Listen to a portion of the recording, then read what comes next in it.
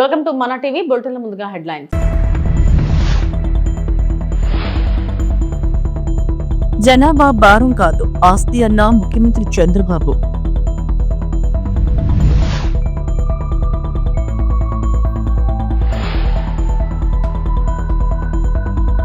సింధిని గుడ్డుగా వ్యతిరేకించడం సరికాదు ఉప ముఖ్యమంత్రి పవన్ కళ్యాణ్.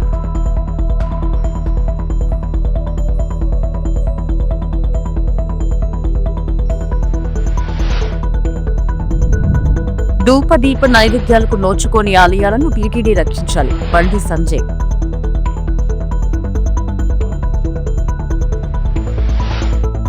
జనాభా భారం కాదు ఆస్తి అని ముఖ్యమంత్రి చంద్రబాబు అన్నారు. ప్రపంచ జనాభా దినోత్సవ సందర్భంగా సచివాలయంలో ఏర్పాటు చేసిన ప్రత్యేక కార్యక్రమంలో సీఎం ముఖ్య అతిథిగా పాల్గొన్నారు. ప్రస్తుత కాలంలో జనాభా నియంత్రణ కాదు నిర్వహణ అవసరమని స్పష్టం చేశారు. దక్షిణాదిలో జనాభా తగ్గుదల వల్ల నియోజకవర్గాల పునర్విభజనలో పార్లమెంట్ సీట్లు కూడా తగ్గుతాయనే చర్చ జరుగుతుందన్నారు.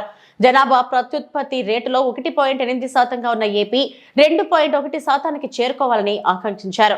వికసిత్ భారత్ 2047 లక్ష్య సాధనకు జనాభా పెరుగుదల ఎంతో కీలకమని చంద్రబాబు అన్నారు. సమ్మిళిత వృద్ధి జనాభా పెరుగుదలకు సరైన మార్గమన్న సీఎం జనాభా పెరుగుదలకు మంచి పాలసీని తీసుకొస్తామన్నారు.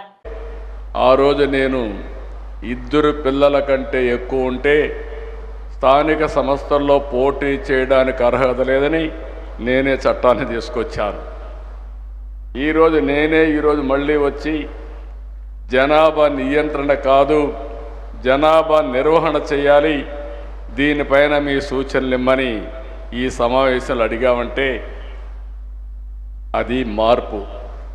ఎవరైనా సరే ఒక్కొక్కసారి కొన్ని పాలసీలు తీసుకొచ్చినప్పుడు ఆ పాలసీలు కానీ తగిన ఫలితాలు రానప్పుడు పరిస్థితులు మారినప్పుడు మళ్ళీ ఎప్పటికప్పుడు మనందరం కరెక్టివ్ మెజర్స్ తీసుకోకపోతే చాలా సమస్యలు వస్తాయి.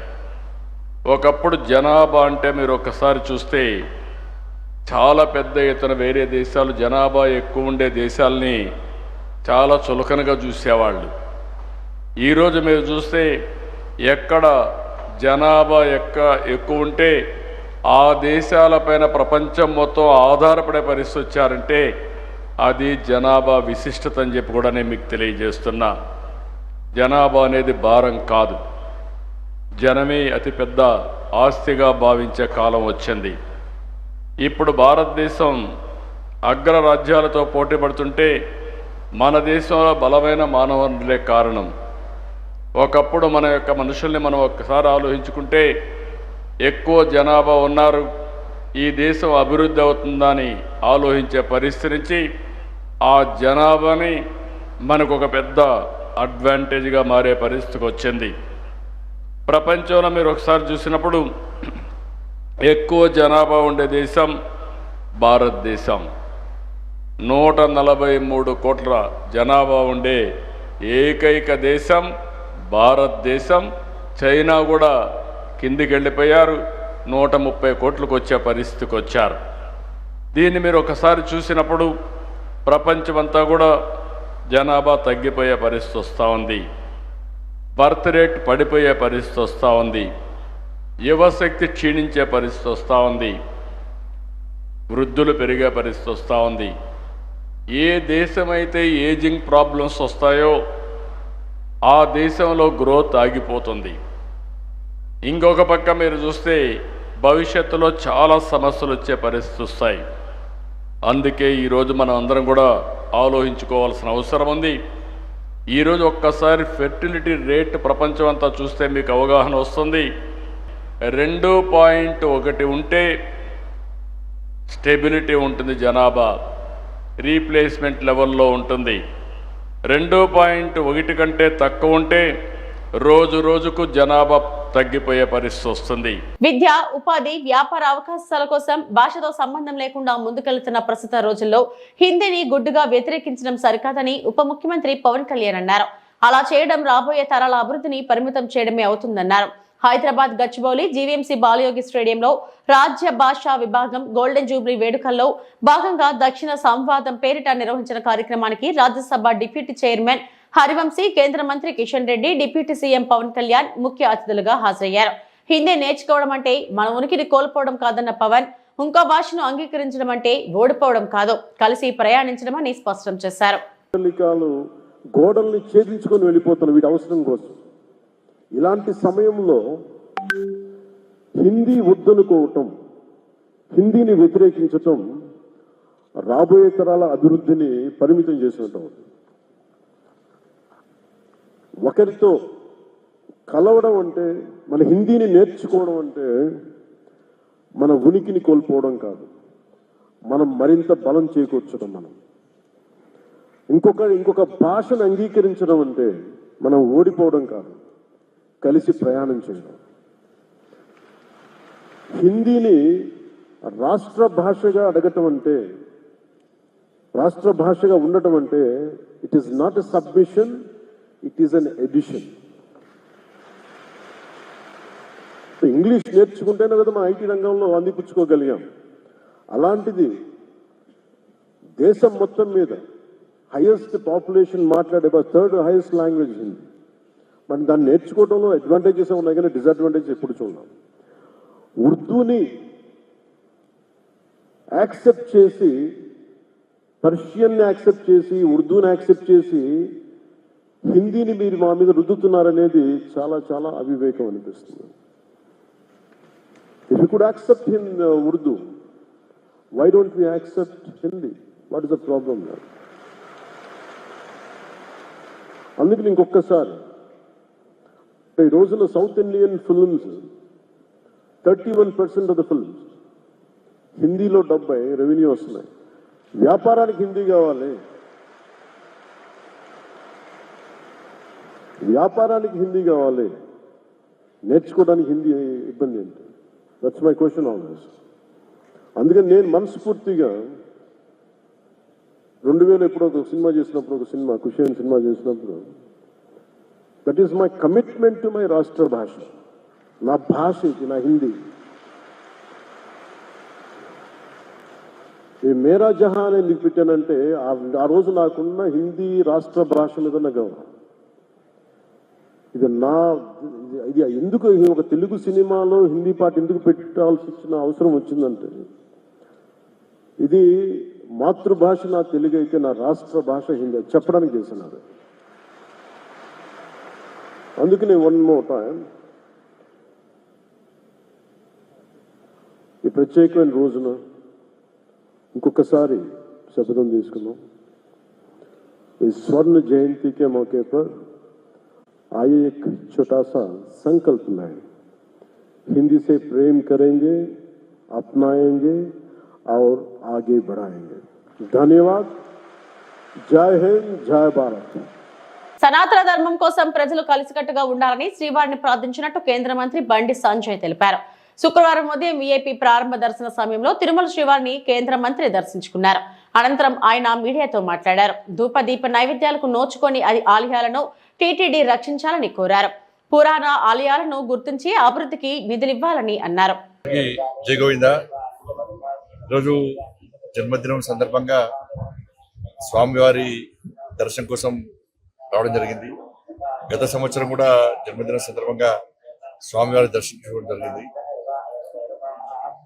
ప్రతి ఒక్కరూ సుఖ సంతోషాలతో ఉండాలని చెప్పి, అందరి కష్టాలు తొలగిపోవాలని చెప్పి, ఒక ప్రశాంతమైన వాతావరణంలో జీవించాలని చెప్పి, ఈ దేశం కోసం, సనాతన ధర్మం కోసం, ఈ సమాజం కోసం అందరూ కలిసికట్టుగా ఉండాలని చెప్పి, ఎవరికి ఏ కష్టం వచ్చినా, ఏ ఆపద వచ్చినా ఈ ధర్మ పరిరక్షణలో ఒకరికొకరు చేదోడు వాదోడుగా ఉండాలని చెప్పి, ఆ శక్తిని, సామర్థ్యాన్ని, ఆ ఆలోచనను కల్పించాలని చెప్పి ఆ స్వామివారిని వేడుకోవడం జరిగింది. నేను కూడా రిక్వెస్ట్ చేస్తా ఉన్నాను, ఈ తెలుగు రాష్ట్రాల్లో కనీసం ధూపదీప నైవేద్యానికి నోచుకున్నటువంటి దేవాలయాలను కాపాడుకోవాల్సిన బాధ్యత టీటీడీ మీద. దాంతోపాటు అనేక పురాతన దేవాలయాలు ఇవాళ తెలుగు రాష్ట్రాల్లో ఉన్నాయి. కనీసం అభివృద్ధి నోచుకోవట్లేవు. భక్తుల మాత్రం చాలా పవర్ఫుల్ సెంటిమెంట్ టెంపుల్స్ అవన్నీ కూడా. కానీ ఇలాంటి అభివృద్ధి నోచుకోలేక, నిధులు లేక చాలా ఇబ్బంది పడుతున్న తరంలో వాటిని గుర్తించి ఆ దేవస్థానాలు కూడా సంవత్సరానికి ఒకసారి, సంవత్సరానికి 2 సార్లు జాతరలు జరుగుతూ ఉంటాయి, ఉత్సవాలు జరుగుతూ ఉంటాయి. లక్షలాది మంది భక్తులు దర్శించుకుంటారు. కానీ మిగతా సమయంలో కనీసం ఇక్కడ అభివృద్ధి, కనీస సౌకర్యాలు లేక ఇబ్బంది పడుతున్నారు. కాబట్టి ఈ తెలుగు రాష్ట్రాల్లో ఉన్నటువంటి పురాతన దేవాలయాలకు నిధులు కేటాయించి వాటిని ఒక యుద్ధ ప్రాతిపదికన ఒక ప్రణాళిక ప్రకారం అభివృద్ధి చేయాల్సిందిగా నేను వారికి విజ్ఞప్తి చేస్తాను. కరీంనగర్ పార్లమెంటు నియోజకవర్గానికి సంబంధించి కరీంనగర్ లో గతంలో దేవాలయ నిర్మాణం కోసం భూమి పూజ జరిగింది.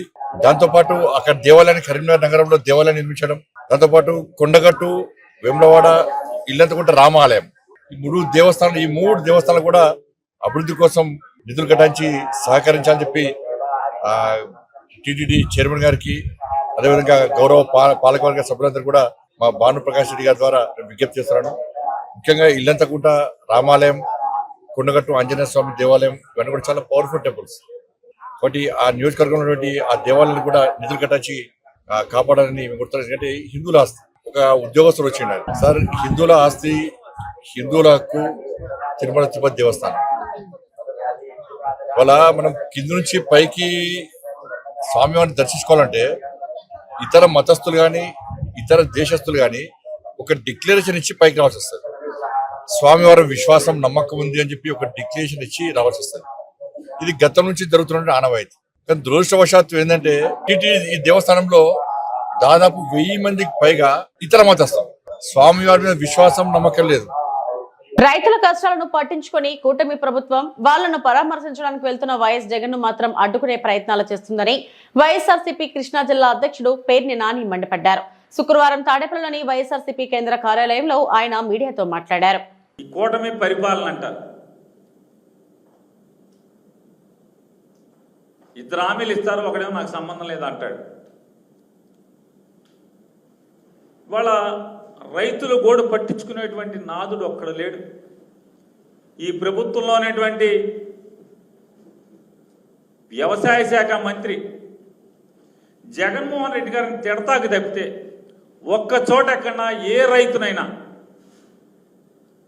ధాన్యం పండించినటువంటి పంట కనీసం గిట్టుబాటు ధరలాగా ఏడ్చి తెగనమ్మే పరిస్థితులు ఉంటే కృష్ణా గోదావరి డెల్టాలో ఎక్కడన్నా తిరిగిన పాపాన పోయాడా అని అడుగుతున్నాను. ధాన్యం బస్తా 1200 రూపాయలకి, 1300 రూపాయలకి, 1400 రూపాయలకి తెగనమ్ముకుంటే ధాన్యం మధ్యవర్తులు, పెట్టుబడిదారులు, మిల్లర్లు అడ్డగోలుగా దోచుకుంటుంటే వ్యవసాయ శాఖ మంత్రి ఎక్కడన్నా తిరిగాడా అని అడుగుతున్నాను. ముచ్చటగా సివిల్ సప్లైస్ శాఖ మంత్రి 3 చోట్ల తిరిగితే 3 చోట్ల తెలుగుదేశం పార్టీ కార్యకర్తలుగా పనిచేసినటువంటి రైతాంగమే నిలదీసి ఎందుకురా మన ప్రభుత్వం ఈ దిక్కుమాలిన ప్రభుత్వం అని చెప్పని తిట్టినా కూడా పరిస్థితులు చక్కబడనటువంటి పరిస్థితులు. కోకో, మిర్చి బాధలు, పొగాకు బాధలు, అంటే మిర్చి పొగాకు పండించినటువంటి రైతు బాధలు పగవాడికి కూడా రానటువంటి పరిస్థితులు ఇవాళ ఈ ఆంధ్రప్రదేశ్ రాష్ట్రంలో దాపురించింది. జగన్ గారు వెళ్తేనేమో నీకేం పని, నువ్వు వెళ్ళి ఏం చేస్తావు? జగన్మోహన్ రెడ్డి సినిమా సెట్టింగ్ల యాత్రలో అధికారం లేనటువంటి జగన్మోహన్ రెడ్డి గారు వెళ్తానంటేనేమో అడ్డంకులు సృష్టిస్తారు. పోనీ మీరు వెళ్తున్నారా అంటే మీలో ఒక్కడు వెళ్ళి చచ్చేవాళ్ళు లేడు, ఆదుకుని చచ్చేవాళ్ళు లేడు ఒక్కడో. జగన్మోహన్ రెడ్డి గారు మిర్చి ఆటికి వెళ్తున్నప్పుడు మిర్చి ఆటికి వెళ్ళే వరకు కూడా అక్కడ మిర్చి ఆడి అంటే మిర్చి పండించేటువంటి ప్రాంతంలో ఉన్నటువంటి ఎంపీ కేంద్ర మంత్రిగా ఉంటాడా? కేంద్రంతో ఒక్కరోజు కూడా మాట్లాడ్డా? రైతుల దగ్గరికి వెళ్ళి ఒక్కరోజు కూడా పరామర్శించరా? ఒక్కడంటే ఒక్కడు ఎమ్మెల్యే కానీ, ఎంపీ కానీ, కేంద్ర మంత్రి కానీ, లేదా రాష్ట్ర మంత్రి కానీ ఎవడన్నా జగన్ గారు వెళ్ళే వరకు మిర్చి ఆటికి ఒక్కడెళ్ళి రైతుల గురించి అజగనుకున్నాడా? కేంద్రంలో ఒక్కడన్నా మాట్లాడా? మీరేమన్నా మార్కెట్ ఇంటర్వెన్షన్ సబ్సిడీ ఇచ్చి ఎక్కడన్నా కొనుగోలు చేశారా? ఆ రైతు రేటు పెంచే గిట్టుబాటు ధర వచ్చేట్టుగా ఒక్కడన్నా పనిచేసి చచ్చాడా అని అడుగుతున్నాను. మీరు పని చేయరు, రైతుల్ని పట్టించుకోరు, రైతు పంట కొనరు, రైతుకు గిట్టుబాటు ఇవ్వరు. సిరివెల్ల మండలం పరిధిలోని వీరారెడ్డిపల్లి గ్రామంలో ఆలగడ్డ శాసనసభ్యురాలు భూమా అఖిలప్రియ ఏడాది సుపరిపాలనలో తొలి అడుగు కార్యక్రమాన్ని గురువారం నిర్వహించారు. ఈ సందర్భంగా ఇంటింటికి తిరుగుతూ తెలుగుదేశం పార్టీ కూటమి ప్రభుత్వం ప్రవేశపెట్టిన అభివృద్ధి సంక్షేమ పథకాలను వివరించారు. రైతులు, విద్యార్థులు తల్లికి వందనం, ఉచిత గ్యాస్ సిలిండర్లు, పెన్షన్లు తదితర అభివృద్ధి సంక్షేమ పథకాలు ఏడాది కాలంలోనే ప్రజారంజకంగా నిర్వహించడం జరిగిందన్నారు. వీరారెడ్డిపల్లి గ్రామానికి వచ్చిన ఎమ్మెల్యే భూమా అఖిలప్రియకు గ్రామ నాయకుడు కొండమడుగుల శ్రీనివాసరెడ్డి ఆధ్వర్యంలో పలువురు టీడీపీ నాయకులు, కార్యకర్తలు పెద్ద సంఖ్యలో హాజరై పూలమాలలు వేసి ఘన స్వాగతం పలికారు. సుపరిపాలన ఇంటింటి కార్యక్రమము ఈరోజు వీరారెడ్డిపల్లె సిరివెల్ల మండలంలో ఇక్కడికి రావడం జరిగింది. ఈ గ్రామంలో అందరూ కూడా పెద్ద పెద్ద రైతులు అంతా కూడా సెటిలర్స్ చాలా మంది ఇక్కడ ఉండడం జరుగుతుంది. సో అందరినీ కూడా కలిసి, రైతులందరినీ కూడా కలిసి వాళ్ళకి ఇబ్బందులు కానీ సమస్యలు కానీ ముందు నుంచి కూడా రైతులతో మాట్లాడడం జరుగుతుంది.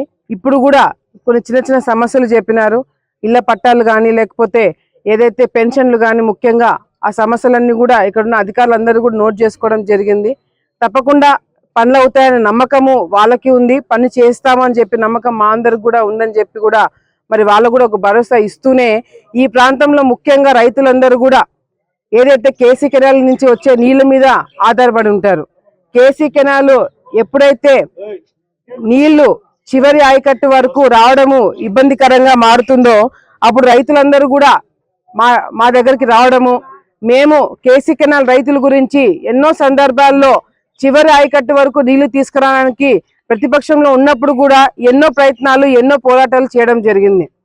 మేము ప్రతిపక్షంలో ఉన్నప్పుడు, ఆ రోజు వైసీపీ నాయకులు ఎమ్మెల్యేలుగా ఉన్నప్పుడు, సాగునీటి సలహాదారుగా ఉన్నప్పుడు ఈ ప్రాంతం వైపు నీళ్లు, కేసీ కెనాల్ నీళ్లు ఇప్పించలేని పరిస్థితిలో మేము ఉంటే దాదాపుగా 1000 మంది రైతులను తీసుకొని కలెక్టర్ దగ్గరికి వెళ్ళి కలెక్టర్తో మాట్లాడి కొట్లాడి చివరి ఆయకట్టు వరకు ప్రతిపక్షంలో ఉన్నా కూడా నీళ్లు తెచ్చుకోగలిగిన సత్తా ఉన్న నాయకులు ఈ రోజు మేమంతా కూడా తెలుగుదేశం పార్టీలో ఉన్నందుకు గర్వపడుతున్నామని చెప్పి కూడా సందర్భంగా మరొకసారి అందరూ కూడా గుర్తు చేయాల్సిన అవసరం ఎంతైనా ఉంది.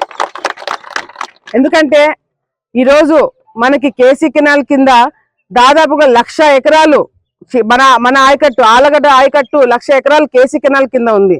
అటు కడప, కర్నూలు చూసుకుంటే 2 జిల్లాలు కలుపుకున్నా కూడా 2,20,000 ఎకరాలు ఉంటే దాంట్లో 1,00,000 ఎకరాలు కేవలం ఆలగడ్డకి మాత్రమే మరి ఉంది. మరి అటువంటి ఏరియాలో సమస్యలు, రైతులు పడే ఇబ్బందులు, ఎన్నో సమస్యలు ఉన్నా కూడా ప్రభుత్వంతో మనం ప్రభుత్వంలోకి వచ్చిన తర్వాత కూడా 3 సార్లు అసెంబ్లీ సమావేశాలు జరిగితే 3 సార్లు కూడా ఫస్ట్ మాట్లాడింది కూడా రైతు సమస్యల గురించే. ఈరోజు కేసీ కెనాల్ లాంటి ప్రాజెక్టుని బూర్ చేసి వెంచర్లు వేసుకున్న వాళ్ళ మీద యాక్షన్ తీసుకోవాలని చెప్పి పోరాటాలు చేసేది కూడా మేమే. ఈరోజు రైతులకు ఏం కావాలా, ఏ టైంలో కావాలా, ఎంత కావాలా అనేది కూడా అవగాహన ఉండేది కూడా మాకే. ఈరోజు ఆఖరికి మేము వచ్చిన తర్వాత వైసీపీ నాయకులకు సంబంధించిన రైతులకు కూడా వాళ్ళ పొలాలకు కూడా నీళ్ళు ఇప్పించే బాధ్యత మేము తీసుకొని అందరిని కూడా సమానంగా చూసేది కూడా మేమే అని చెప్పి ఈ సందర్భంగా మరొకసారి తెలియజేసుకుంటున్నాము. అంతేకాకుండా సమాజ సేవ కోసం, దేశ అభివృద్ధి కోసం మదర్ తెరిసా చారిటబుల్ ట్రస్ట్ ను స్థాపించాం. మదర్ తెరిసా చారిటబుల్ ట్రస్ట్ నుంచి విద్యార్థులకు బంగారు భవిష్యత్తును ఇస్తున్నాం. వ్యవస్థాపకులు father reverend L Vijay Mohan Reddy. YSR Kadapa జిల్లా వేంపల్లి మండలం మదర్ తెరిసా చారిటబుల్ ట్రస్ట్ ఆధ్వర్యంలో గురువారం రోజు విద్యను ప్రోత్సహిస్తూ దాదాపు 300 మంది విద్యార్థులకు 1 నుంచి 5వ తరగతి వరకు చదువుకునే విద్యార్థులకు 2,500 రూపాయలు, 6వ తరగతి నుంచి ఆపైన చదివే విద్యార్థులకు 5,000 రూపాయల చొప్పున ఆర్థిక సహాయం, నోట్బుక్స్ ను మదర్ తెరిసా చారిటబుల్ ట్రస్ట్ వ్యవస్థాపకులు ఎల్ విజయ్ మోహన్ రెడ్డి చేతుల మీదుగా అందజేశారు.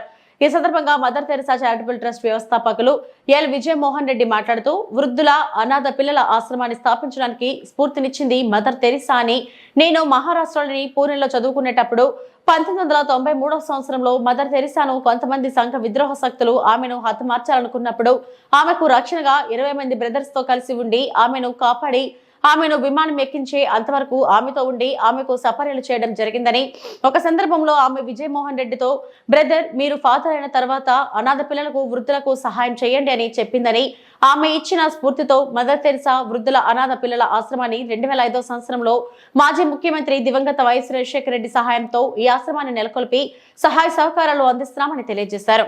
కార్యక్రమంలో ఫాదర్ జయప్రకాష్ రెడ్డి, లక్రెడ్డిపల్లి మండలం వైఎస్ఆర్సీపీ పార్టీ క్రిస్టియన్ మైనారిటీ అధ్యక్షుడు ప్రేమ్ కుమార్ మరియు ట్రస్ట్ సభ్యులు, విద్యార్థులు, వారి తల్లిదండ్రులు తదితరులు పాల్గొన్నారు. మదర్ తెరెసా వృద్ధుల అనాథ పిల్లల ఆశ్రమాన్ని స్టార్ట్ చేయడానికి స్ఫూర్తినిచ్చింది మదర్ తెరెసా. నేను మహారాష్ట్రలోని బాంబే దగ్గర పూనాలో చదివేటప్పుడు 1993లో ఆమెను కొన్ని సంఘ విరోధ శక్తులు ఆమెను హతమార్చాలనుకున్నప్పుడు ఆమెకు సెక్యూరిటీగా ఉండి ఆమెను కాపాడి ఒక 20 మంది బ్రదర్లు, అంటే గురు చదవక ముందు ఉన్నటువంటి బ్రదర్లతో కలిసి ఆమెను కాపాడి తిరిగి విమానం ఎక్కించేటంత వరకు ఆమెతో ఉండి ఆమెకు సపర్యలు చేయడం జరిగింది. సో ఆ టైంలో ఆమె నేను బ్రదర్గా ఉన్నాను, బ్రదర్ అంటారు. బ్రదర్గా ఉన్నప్పుడు ఆమె చెప్పారు, బ్రదర్ మీరు ఫాదర్ అయినాక అనాథ పిల్లలకు వృద్ధులకు సహాయం చేయండి అని చెప్పి ఆమె ఇచ్చిన స్ఫూర్తితోటి చెప్పిన మాటతోటి ఈ వృద్ధాశ్రమాన్ని 2005లో గత దివంగతులైనటువంటి నిన్ననే 76వ జన్మదినాన్ని జరుపుకున్నటువంటి రాజశేఖర రెడ్డి సార్ని కలవటం జరిగింది. ఆయన ద్వారా ఈ భూమి ఆయన ఈ ఆశ్రమానికి వృద్ధుల అనాథ పిల్లల ఆశ్రమానికి మదర్ తెరెసా వృద్ధుల అనాథ పిల్లల ఆశ్రమానికి ఇవ్వటం జరిగింది. తద్వారా తర్వాత 2005లో కన్స్ట్రక్షన్ మొదలుపెట్టి 2010లో ఈ బిల్డింగ్ కట్టడము, ఇక్కడ వృద్ధులు వచ్చి చేరటము, దాదాపు 6 ఎకరాల విస్తీర్ణంలో ఆహ్లాదకర వాతావరణంలో దాదాపు 2000 చెట్ల సముదాయంలో ఈ ఆశ్రమం నిర్మించబడింది. ఇప్పటి వరకు దాదాపు 250 నుంచి 300 దాదాపు 400 మంది వరకు ఈ ఆశ్రమంలో ఉన్నారు. వారి రికార్డ్స్ అన్నీ కూడా మేము సబ్మిట్ చేయాల్సి ఉంటుంది. పిల్లల రికార్డ్స్ కూడా సబ్మిట్ చేయాల్సి ఉంటుంది. ఎంతోమంది ఈ ఆశ్రమం ద్వారా చదివినటువంటి వారు డిగ్రీ చదివారు, బీఈడి చేశారు, ఎంబీఏ చేశారు, ఎంబీఏ చేశారు, ఎంసీఏ చేశారు, మళ్ళా విదేశాల్లో కూడా ఉంటూ ఉన్నారు. వారికి వివాహాలు కూడా ఇక్కడ జరుగుతూ ఉంది. వారి వివాహానికి కూడా చదువుకే కాదు, వారి వివాహాలకు కూడా ఆర్థికంగా సాయం చేస్తూ ఉంటాము. ఇది ఇక్కడ ఉన్నటువంటి దాదాపు 40 మంది వృద్ధులు ఉంటూ ఉన్నారు. వారంతా కూడా ఎంతోమంది ఇక్కడ మరణించడం జరిగింది. మరణించినటువంటి వారికి ప్రత్యేకంగా అక్కడ సమాధుల స్థలము కూడా ఏర్పాటు చేసి, వారు జీవించినప్పుడే వృద్ధులను పట్టించుకోరు కాబట్టి వారి పిల్లలు కానీ మనవళ్ళు కానీ మనవరాళ్ళు కానీ సో చనిపోయినప్పుడు ఎవరు కూడా రారు. అలాంటి వారికి దాన సంస్కారాలు కూడా ఇక్కడే చేయడం జరుగుతూ ఉంటుంది. ఈ విధంగా ఈ వారికి వృద్ధుల దాదాపు 40 మంది ఉంటూ ఉన్నారు. అనేక మంది దాతలు కూడా వచ్చి ఇక్కడ వారికి భోజన కార్యక్రమాలు, వసతులు ఏర్పాటు చేస్తూ ఉంటారు. కనుక సహాయం చేసేటువంటి ప్రతి ఒక్క ధర్మదాత కోసం, మరి ముఖ్యంగా అక్కడ ఉన్నటువంటి రష్లేన్ అని, స్టీవ్ అని, వీళ్ళు నాతో సహకరించి ఈ ఆశ్రమం యొక్క అభివృద్ధి కోసం అహర్నిశలు కృషి చేస్తున్నారు. ఈనాడు ఈ పిల్లలందరూ చదువుతూ ఉన్నారు అంటే, ఈ వృద్ధులు ఇక్కడ జీవిస్తూ ఉన్నారంటే దీనికి అంతా కారణము మా స్నేహితులు, సన్నిహితులు, కుటుంబ సభ్యులైనటువంటి రష్లేన్ డాడీ, స్టీవ్ డాడీ, వారి కుటుంబ సభ్యులంతా కూడా ఈ సేవా కార్యక్రమాల్లో పాల్గొని వీరందరికీ ముఖం తెలియకపోయినా, వీరి ఆర్థిక పరిస్థితి తెలియకపోయినా, వారు ఎక్కడో విదేశాల్లో ఉంటూ ఉన్నా కూడా వారు సంవత్సరానికి ఒకసారి వచ్చి అదే పనిగా వీరందరినీ కలిసి వీరి యొక్క బాగోగులు తెలుసుకొని సాయం చేస్తూ ఉన్నందుకు వారికి కూడా సత్తివేడు నాగలమ్మ ఆలయంలో అమ్మవారిని దర్శించుకున్న ఎమ్మెల్యే. సత్తివేడులోని శ్రీ నాగలమ్మ ఆలయానికి ఎమ్మెల్యే చేరుకుని గురు పౌర్ణమి పర్వదినాన్ని పురస్కరించుకుని అమ్మవారికి ఎమ్మెల్యే స్వహస్తాలతో పాలాభిషేకం చేశారు. అమ్మవారి కృపతో ఈ ఏడాది కూడా వర్షాలు సమృద్ధిగా కురిసి నియోజకవర్గంలోని అన్నదాతలు ప్రజలందరూ సుభిక్షంగా ఉండాలని అభిలాషించారు.